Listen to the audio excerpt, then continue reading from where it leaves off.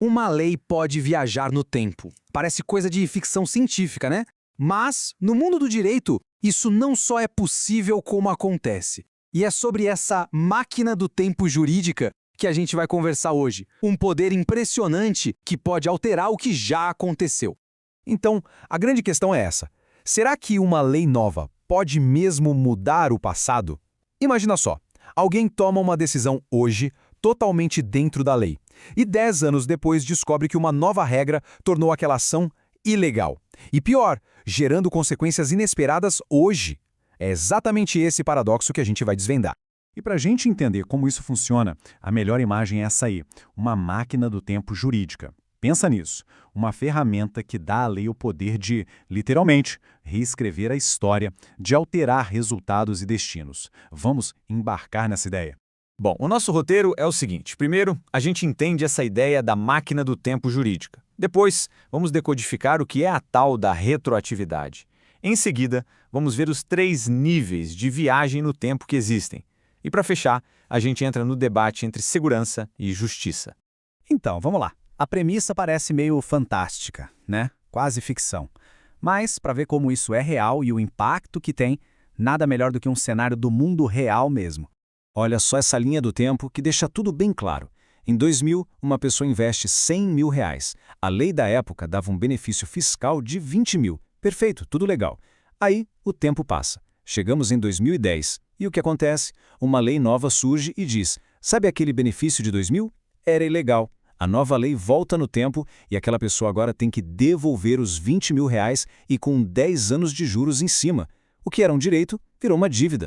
E aí que está o grande paradoxo. A pessoa não pode entrar numa máquina do tempo para desfazer o investimento, certo? Mas a lei pode. A lei volta no tempo e muda as consequências daquela decisão. Isso cria uma tensão enorme entre a segurança que se espera ter ao seguir a lei e o que uma nova lei pode decidir lá na frente. Ok, já vimos o impacto que essa máquina do tempo pode causar, mas como ela funciona? Qual é o mecanismo jurídico por trás disso tudo? Vamos abrir o capô para entender.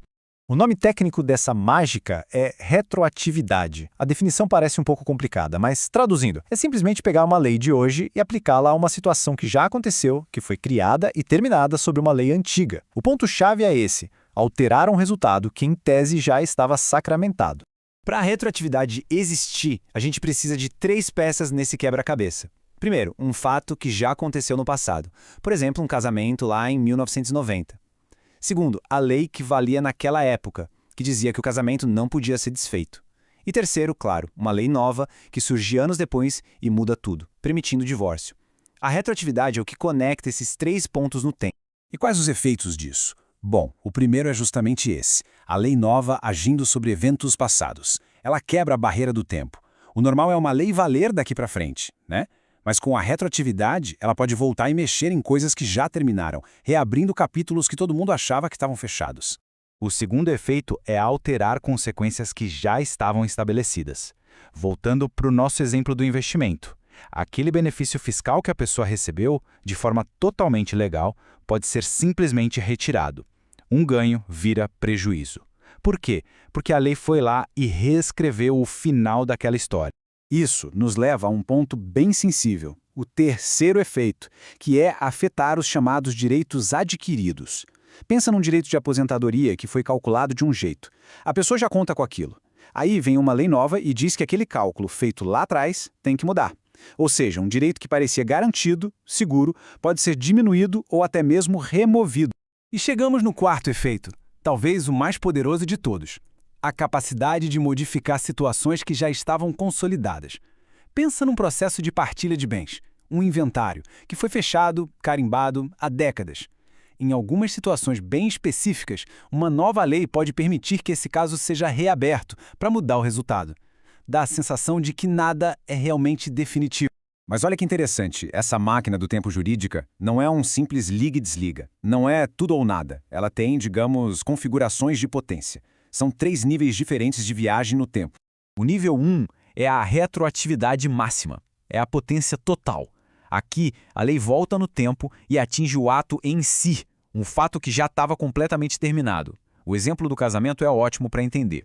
Aquele casamento de 1970 que aconteceu quando não existia divórcio, a lei de divórcio que veio depois retroage ao máximo para poder dissolver aquele ato lá do passado.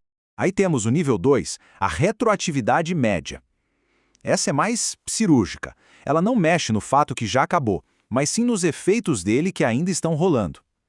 Um exemplo clássico, um processo de herança que está correndo na justiça há anos. Se no meio do caminho surge uma lei nova, mais favorável, essa lei pode ser aplicada a esse processo em andamento. E, por último, o nível 3, a retroatividade mínima.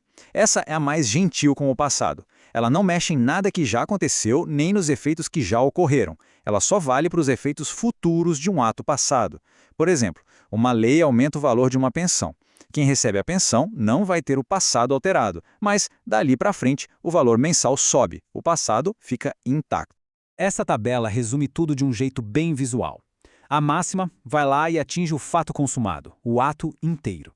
A média pega os efeitos que ainda estão acontecendo. E a mínima só mexe no que ainda vai acontecer, no futuro. São 3 graus diferentes de interferência no passado. Tá, mas a pergunta que fica é: por que o sistema jurídico permite uma coisa dessas que parece tão instável?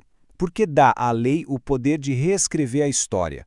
A resposta está num cabo de guerra constante, um equilíbrio muito delicado entre duas coisas: a busca por justiça e a necessidade de segurança. Funciona assim. De um lado, a gente tem a justiça, com J maiúsculo. Ela às vezes precisa da retroatividade máxima para corrigir um erro do passado, uma lei que era terrivelmente injusta.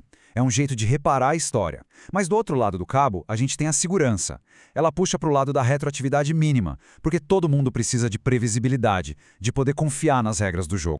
Então, a gente vê que cada nível de potência da nossa máquina do tempo tem uma razão de ser. A máxima é para situações extremas, para corrigir injustiças históricas. A média serve para atualizar processos que ainda estão em curso com uma visão mais moderna do direito. E a mínima é o jeito padrão de evoluir, criar novos direitos daqui para frente, mas respeitando o que ficou para trás. Resumindo a ópera, a retroatividade é isso, é a máquina do tempo da lei. Uma ferramenta super poderosa que vem com 3 ajustes de intensidade: máxima, média e mínima. Cada um é calibrado para um tipo específico de intervenção na linha do tempo. E tudo isso nos deixa com uma pulga atrás da orelha, uma pergunta para a gente pensar. Se a lei pode, de fato, reescrever o passado, se uma decisão que parecia final pode ser revista, então o que realmente significa a palavra final no direito? Fica aí a reflexão sobre o quão estável é um sistema onde o ontem pode ser alterado pela lei de hoje.